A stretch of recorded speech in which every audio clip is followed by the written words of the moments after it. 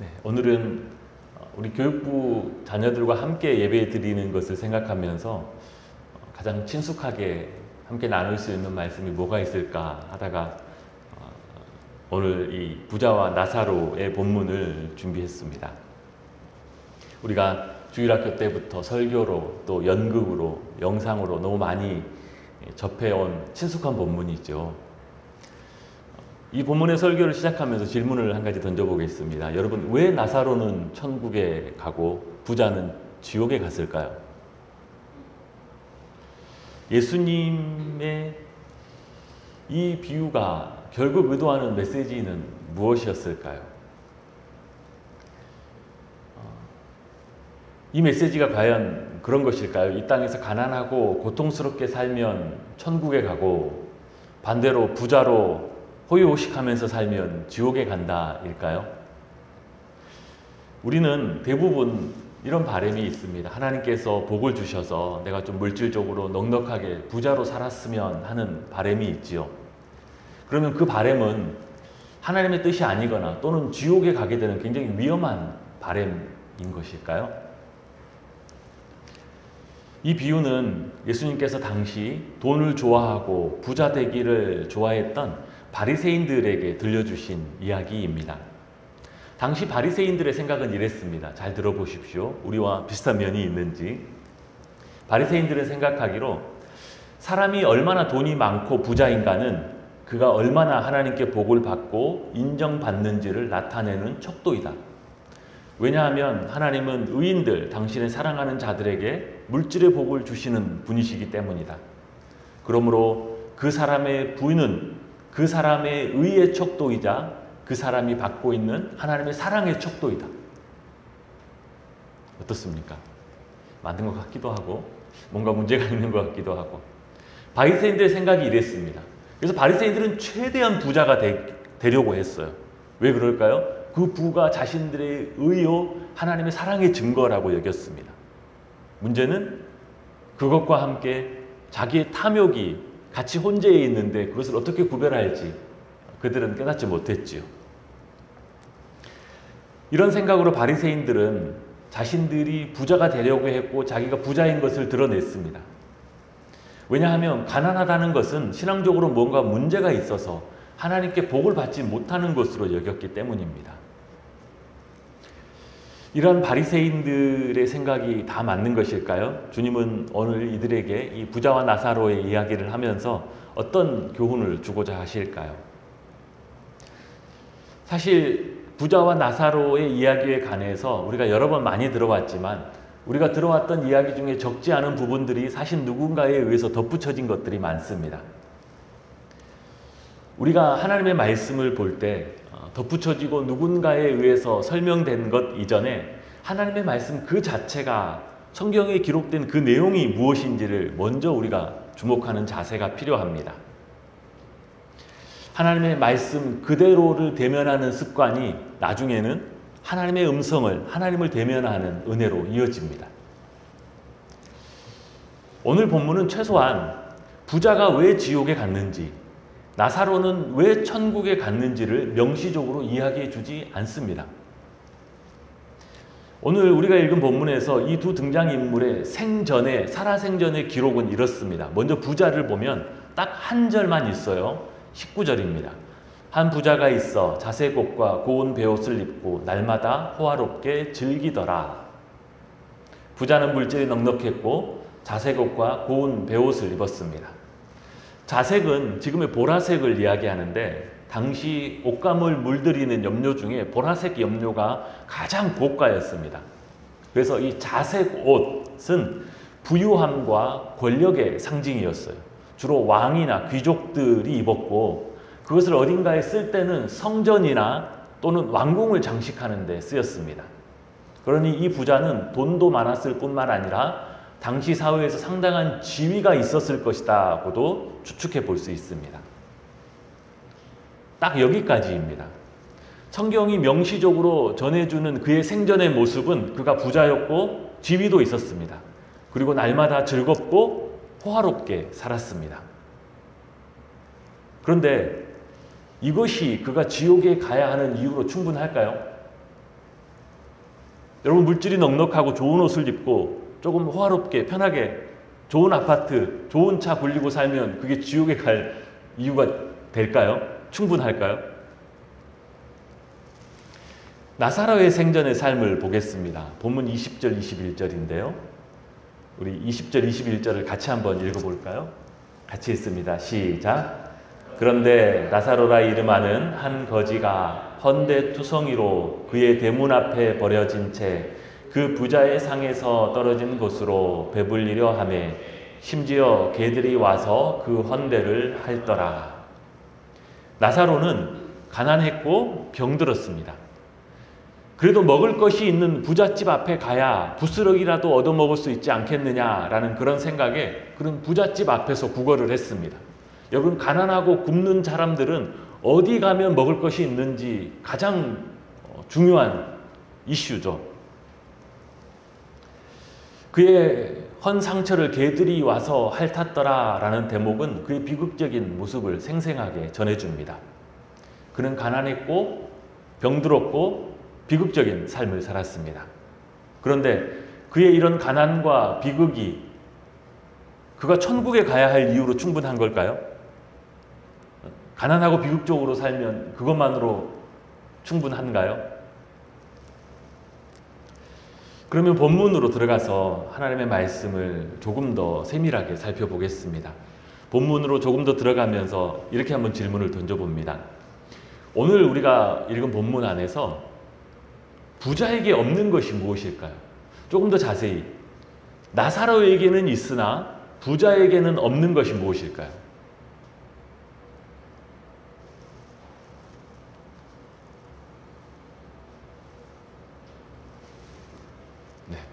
설교 시간은 말하면 안 되는 줄 알죠? 예, 좋습니다. 괜찮습니다. 나사로에게는 있으나 부자에게는 없는 것. 이름.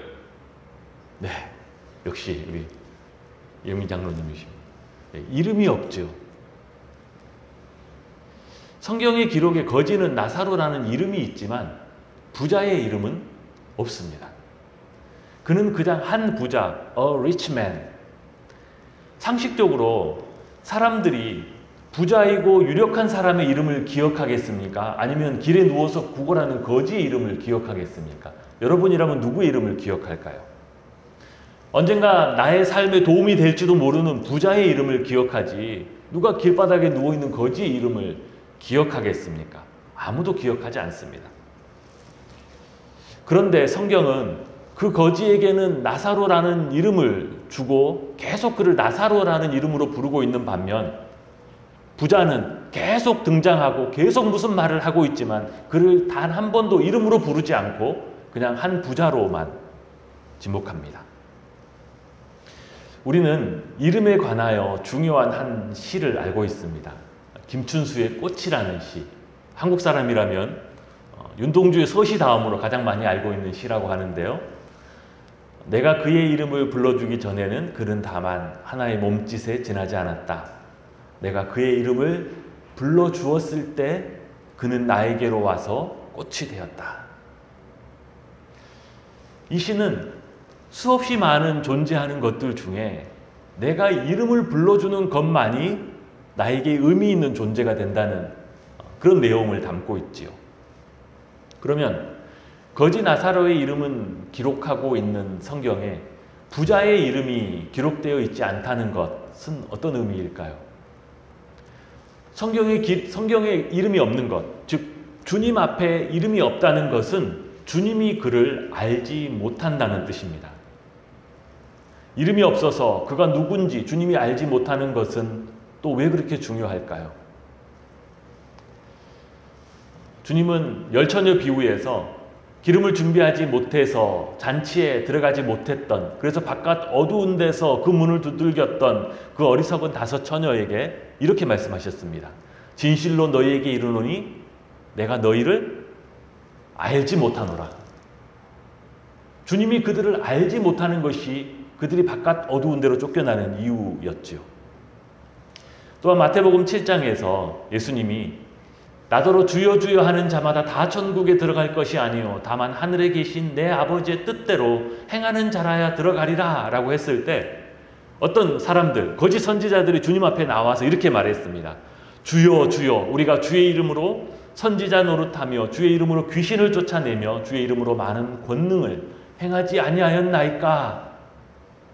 그때도 주님은 그들에게 말씀하시기를 이렇게 했습니다. 그때 내가 그들에게 밝히 말하되 내가 너희를 도무지 알지 못하니 불법을 행하는 자들아 내게서 떠나가라 하리라.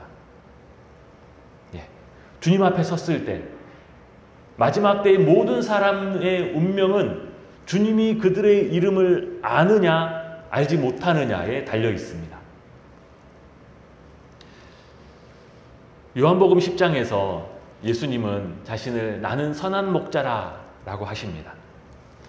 목자면 많은 양떼를 끌고 다니고 그 양떼를 먹이고 그 양떼를 돌보는 것이 본분이지요. 그러면 그 많은 양떼를 끌고 이리저리 다닐 때, 돌볼 때 얼마나 큰 소리를 지르고 그들에게 말을 하면서 이끌고 다니겠습니까? 그만한 양떼, 수십, 수백의 양떼를 끌고 다니려면 크게 소리를 질러서 다 들을 수 있게 해줘야죠. 얘들아! 라고 크게 부르든지 워워 하면서 한꺼번에 몰고 갈 만한 그런 말을 해야 되겠지요. 그런데 예수님은 선한 목자 되신 자신에 관해서 이야기하면서 이렇게 말씀하십니다. 문지기는 그를 위하여 문을 열고 양은 그의 음성을 듣나니 그가 자기 양의 이름을 각각 불러 인도하여 내느니라. 우리의 주님은 얘들아! 라고 한꺼번에 워! 하면서 한꺼번에 몰고 가는 것이 아니라 주님은 당신의 양의 이름을 각각 하나씩 부르신다는 거죠. 우리 주님은 우리의 이름을 부르시는 분이십니다. 수천 명의 성도들이 함께 모여서 기도하고 있을 때 주님이 어떻게 은혜를 주실까요? 얘들아 기도 잘 들었다 복 받아라 하면서 쏟아 부어주시는 분이 아니시라 우리 주님은 아무리 많은 사람들 중에 있다 할지라도 그 사람의 이름을 부르시는 분이십니다. 상아야, 은성아. 주님은 우리의 이름을 부르시면서 우리에게 다가오시고 우리에게 응답하시는 분이십니다. 우리의 이름을 알고 그 이름을 부르시고 우리에게 다가오시는 그 하나님 앞에 자기가 이름이 없다는 것, 주님이 나를 알지 못한다는 것, 그것이 가장 큰 이 부자의 비극의 단초라고 할 수 있습니다. 그러면 왜 나사로의 이름은 성경에 기록되어 주님이 아시고 왜 부자는 주님이 그 이름을 도무지 알지 못하는 자였을까요? 오늘 본문을 통해 보면 본문 20절, 21절에 나사로는 가난한 거지의 모습으로 굶주리고 병들어서 몸 여기저기가 헌 모습으로 부자의 대문 앞에 있었습니다. 그는 부자의 잔치상에서 떨어지는 부스러기라도 먹을 수 있기를 바랬지요. 부자가 그에게 음식을 주었다 또는 주지 않았다 라고 명시적으로 기록되어 있지는 않습니다. 그냥 나사로가 부스러기라도 먹기를 원했다라고 했지요.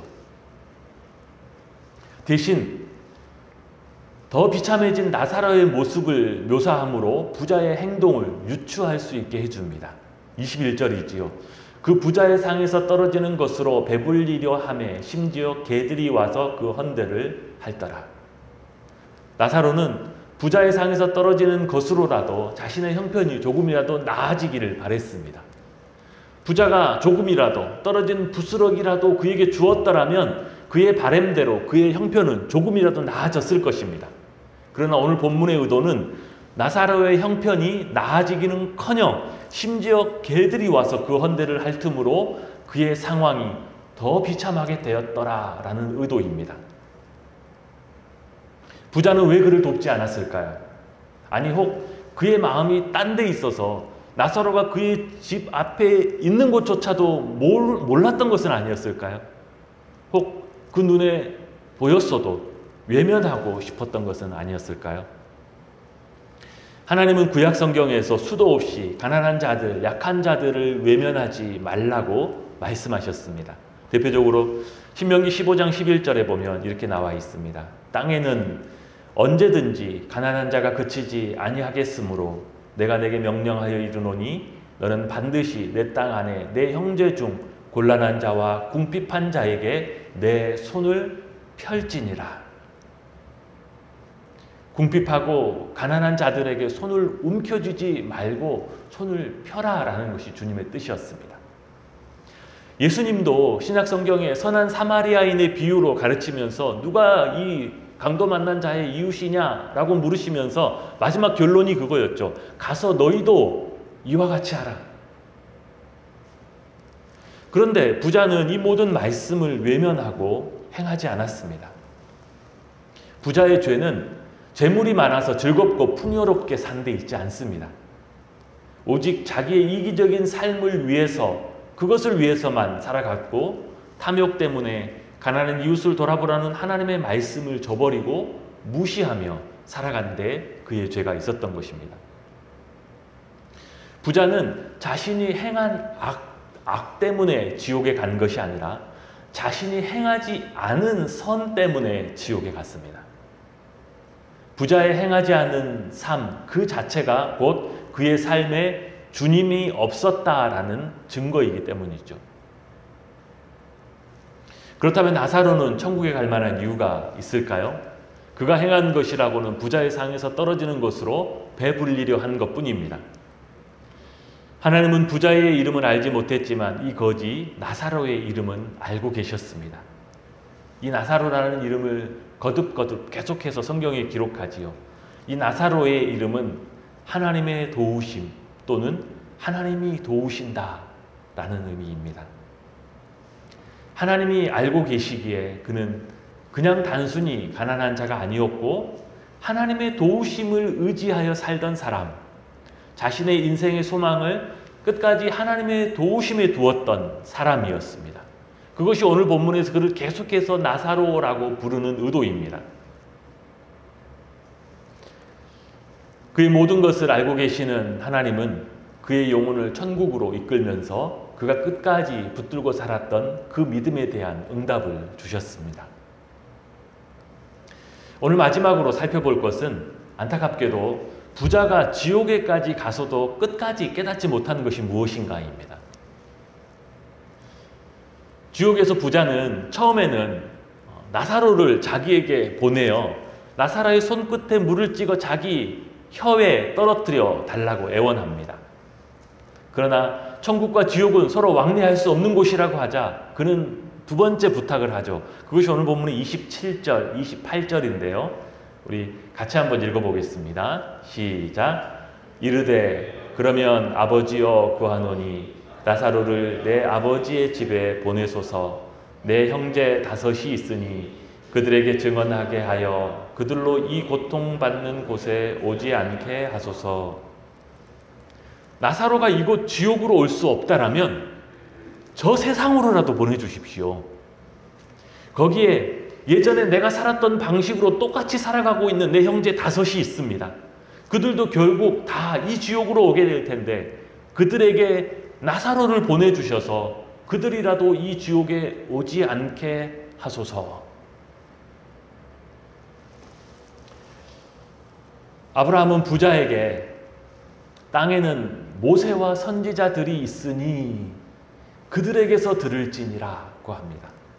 모세와 선지자들이라는 표현은 구약 성경을 이야기합니다.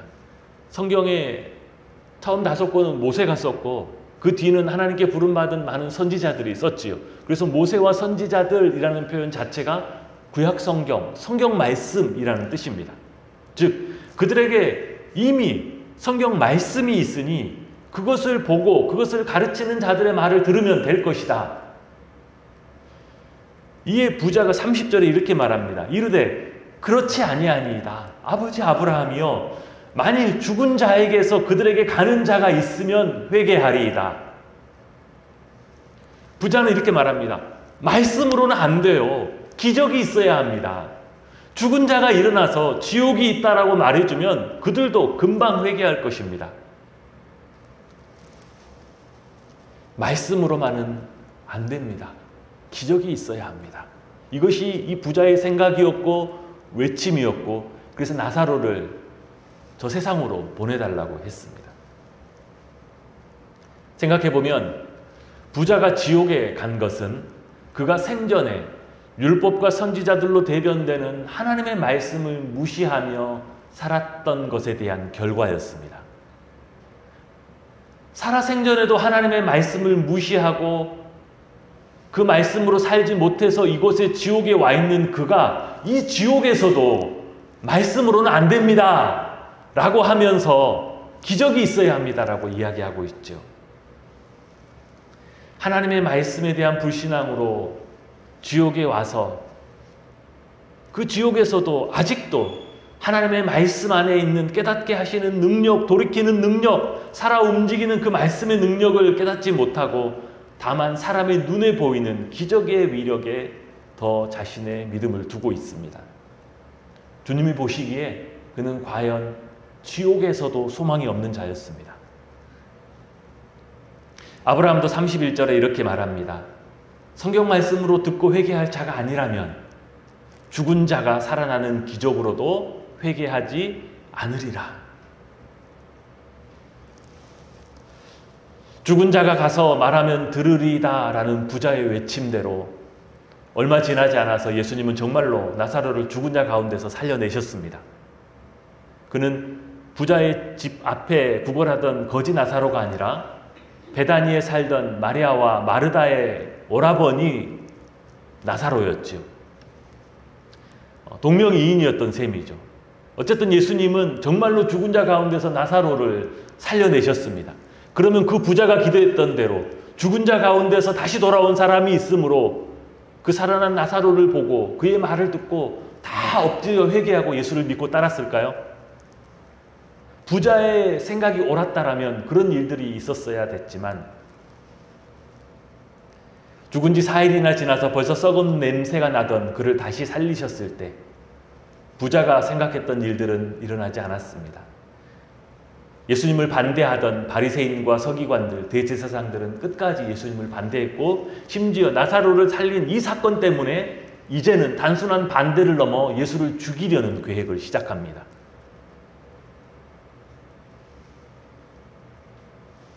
시간이 지나 예수님 당신이 친히 죽은 자 가운데서 부활하신 이후에도 그들은 믿지 않았습니다. 오히려 병사들을 시켜서 제자들이 예수의 시체를 도적질하여 갔다라는 거짓 소문을 내게 했죠. 진짜 믿음은 보고 믿는 믿음이 아니라 믿음으로 보는 믿음입니다. 진짜 믿음은 기적에서 나오는 것이 아니라 사람들이 눈에 보는 것에서 나오는 것이 아니라 듣는 하나님의 말씀으로부터 나옵니다. 왜냐하면 그 하나님의 말씀이 살았고 운동력이 있어 우리의 영혼에, 우리의 삶에 역사하기 때문입니다. 오늘 이 부자와 나사로의 본문을 통해서 하나님은 우리에게 이렇게 말씀하고 계십니다. 부는 의의 척도나 하나님의 사랑의 척도가 아닙니다. 하나님께서 우리를 사랑하신다는 증거는 우리의 부에 있는 것이 아니라 이미 하나님의 말씀 안에 있습니다. 부는 하나님의 은혜이며 하나님께서 우리에게 주신 이웃을 섬길 수 있는 기회를 포함하고 있습니다.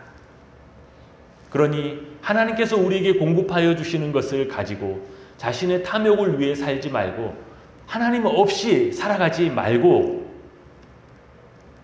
기회를 살려 하나님의 말씀을 붙들고 영원한 하나님의 나라를 바라보면서 살아야 한다는 것입니다. 내게 있는 것들을 가지고 하나님의 나라를 바라보며 살아가는 것. 그것은 하나님을 사랑하는 삶이고 이웃을 돌아보는 삶이고 그분의 말씀에 따라 순종하는 삶으로 나아가게 됩니다. 아직도 수많은 사람들은 부자가 했던 어리석은 생각을 가지고 있습니다. 말씀만은 안 됩니다. 기적이 있으면 될 거예요.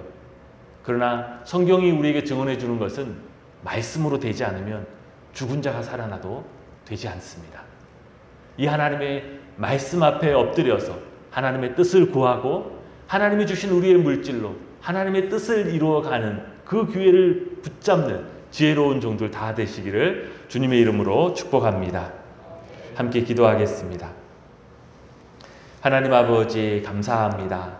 우리를 구원하시고 또 우리를 긍휼히 여기셔서 때를 따라 우리의 필요를 채워주시고 우리에게 풍성한 삶을 허락하여 주시니 하나님 감사합니다.